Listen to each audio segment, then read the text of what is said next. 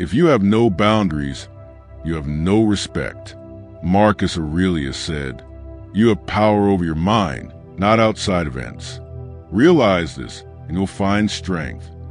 Most men today are desperate for respect, but few understand why they never receive it. It's not because women are cruel.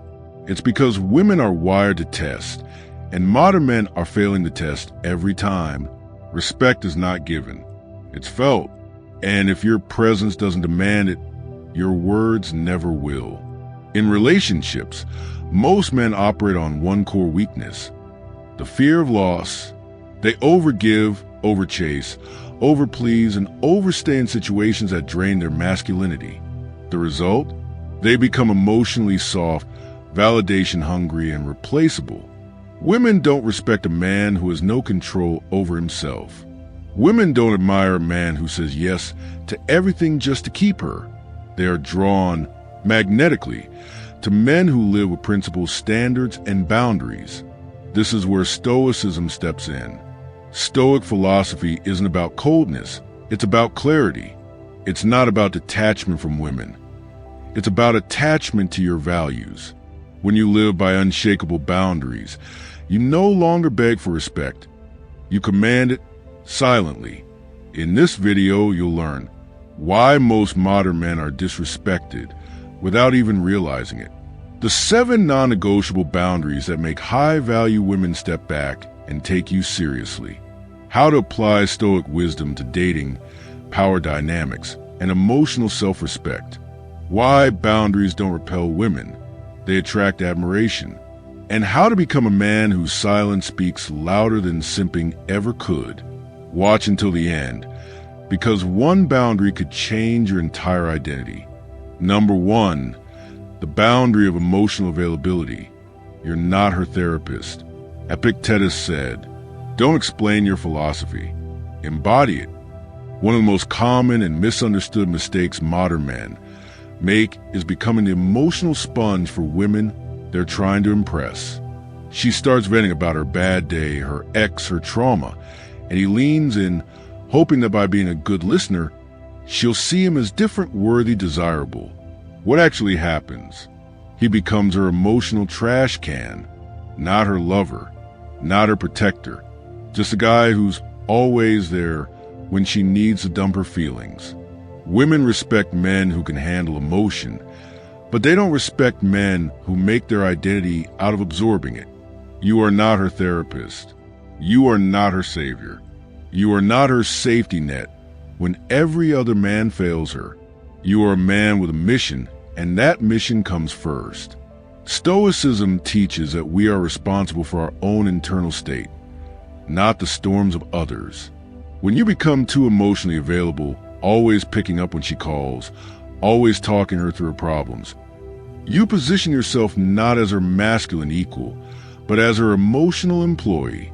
The boundary here is simple but powerful. You don't open your emotional energy to someone who hasn't earned it. You don't get pulled into drama. You don't become her free counselor. You listen, but with detachment. You show strength, not softness. Calm, not codependence. And when necessary, you walk away from energy that drains you, even if it's wrapped in beauty. When a woman senses that your time, your attention, and your emotions are reserved only for those who truly respect them, she rises to meet your standard. That's the first mark of a Stoic man. He doesn't react. He doesn't overextend. He remains centered and demands the same from those around him. Number 2, the boundary of time. You're not always available. Marcus Aurelius said, "Waste no more time arguing what a good man should be. Be one." Nothing is more attractive to a woman than a man whose time is valuable, and nothing is more repelling than a man who drops everything just to be available. Modern men confuse availability with affection. They think that always picking up the phone, always saying yes, always showing up on demand is what proves loyalty. But in reality, it proves only one thing: you have no mission. A Stoic man's time is not cheap. It's directed, focused, and aligned with a greater vision. He doesn't cancel plans for random late-night calls. He doesn't reschedule his workout, his reading, or his silence for anyone because he knows one truth: what you give freely is rarely respected. This doesn't mean you become distant or selfish. It means you operate from purpose first. If your time is not prioritized, your presence becomes background noise. Women want to earn access to your world, and they can't do that if you're always handing out front row tickets for free. Time is your most finite asset. A man who throws it around to impress will always lose both the woman and his own edge. Here's the boundary. You don't reward inconsistency with your schedule. You don't answer texts out of loneliness. You don't abandon structure just to make her happy. When she sees that you're a man of rhythm, of focus, of internal leadership, she calibrates. She respects you not because you chase her, but because you're chasing something greater than her. This is not arrogance. This is discipline. Women test men to see where their backbone is. Your time is one of the first tests. If she feels she can pull you into her world at any moment, she will never step into yours. Set the boundary. Own your time, and let her respect follow your rhythm, not the other way around. Number 3, the boundary of words. You don't over-explain yourself. Benjamin Disraeli, lived out by the Stoics, said, "Never complain, never explain." In a world obsessed with communication, one truth remains lost on most men. The more you explain yourself, the less power you project. Modern dating has created a culture where men feel the need to constantly justify their actions. "Sorry I didn't reply, I was busy. I didn't mean it that way. I was just trying to help." Every word, every explanation is a slow erosion of masculine mystery and emotional authority. But here's what Stoicism teaches. Your actions speak for themselves. Your values are not open for debate. Your presence should never require permission or apology. A Stoic man speaks with purpose, not permission. He doesn't fill silences out of fear. He doesn't overcommunicate in an attempt to win approval. When he sets a boundary, he doesn't write a novel about why. He just enforces it. Why does this boundary matter? Because women feel leadership. And leadership doesn't ask to be liked, it asks to be followed. If you're always justifying your standards, your beliefs, or your choices, you're signaling one thing: you doubt them. Instead, try this. Say what you mean once. Set your boundary clearly, then live it with no emotional attachment to a reaction. This doesn't mean you become silent or stoic in a cold sense. It means your words carry weight. And when you do speak, she listens.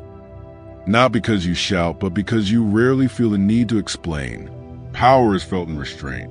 And the most respected men are those who don't defend who they are. They just are. Talk less. Move with intention. Let her feel the strength in your stillness. Number 4, the boundary of standards. You walk away from disrespect. Inspired by Seneca's moral teachings. Don't accept what you don't deserve. And don't stay where your soul is shrinking. There is one test that separates men who are respected from men who are forgotten. What do you do when she disrespects you? Most men flinch. They rationalize, tolerate, and make excuses. She was just emotional. It wasn't that serious. Maybe I'm overreacting. And each time they stay, after the insult, after the game, after the boundary crossing, they teach her one thing: I will tolerate this to keep you. That moment kills all respect. In Stoicism, dignity is non-negotiable. The Stoic doesn't just preach self-worth. He enforces it in silence. His boundaries are not threats. They're quiet lines. Cross them and he simply leaves. No drama, no shouting, no explanations, just withdrawal. You don't warn someone 20 times about disrespect. You show them once what your absence feels like. And here's the twist. The moment you walk away from disrespect, not emotionally, but with strength and stillness, you become unforgettable. Because most men don't walk. They beg, plead, and negotiate with someone who's already shown contempt for them. But not you. The boundary is this one act of disrespect, and I will reassess your place in my life. You don't chase. You don't try to fix what disrespects your soul. You hold yourself to a higher standard than comfort or chemistry. Because chemistry fades, but disrespect festers. Women don't test men because they're cruel. They test because they want to feel a man's strength. And the one who calmly removes himself, who shows that he would rather be alone than disrespected, is the man she can't help but respect deeply. This boundary isn't about punishment. It's about protection. Protect your values, protect your spirit, and protect your peace from anything or anyone that seeks to undermine it. Number 5, the boundary of mystery. You don't overshare your life. As per Stoic insight, the more you say about yourself, the more power you give others to define you. In today's oversharing culture, vulnerability is marketed as strength. Be open, they say. Tell her everything. Show her your pain. That's how intimacy grows. But here's the Stoic truth. Mystery is magnetic. Women aren't attracted to men who pour everything out on the first few dates. They may listen, they may nod, but deep down, they're craving a man who holds something back. A man who lives in silence, not because he's hiding something, but because he's mastered his own story. Oversharing too soon is a signal of emotional leakage. It reveals a man who's hoping for validation through confession. He wants to be seen, understood, accepted, but in trying too hard, he loses what women admire most: emotional composure. Now don't confuse this with coldness or deception. The Stoic isn't a liar. He simply knows the value of internal privacy. His deepest thoughts, his future plans, his emotional wounds. These are not tokens he hands out for free. They're earned over time through respect and alignment. Your story is your power, and the moment you make it public without discretion, you lose the upper hand in any relationship dynamic. Set this boundary. I do not reveal my inner world to those who haven't earned it through trust, consistency, and emotional maturity. Let her wonder what drives you. Let her ask where you're headed. Let her feel the thrill of slowly unlocking your world, one door at a time. Because the Stoic man doesn't need to prove himself with words. He proves himself with presence, depth, and direction. The more mysterious your path, the more she will lean in, not just out of curiosity, but out of respect. In a world where everyone's talking, be the man who listens more than he speaks, and speaks only when it matters. Number 6, the boundary of intimacy. You don't use sex to feel valued.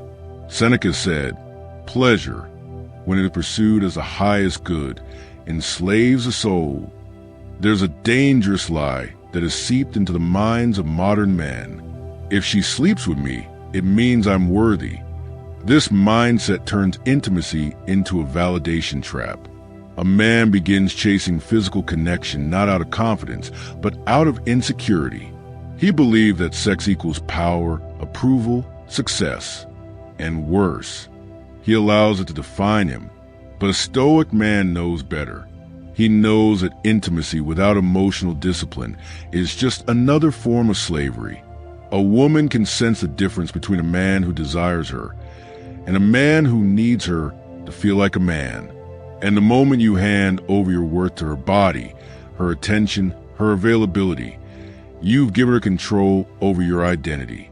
This boundary is not about celibacy. It's about clarity.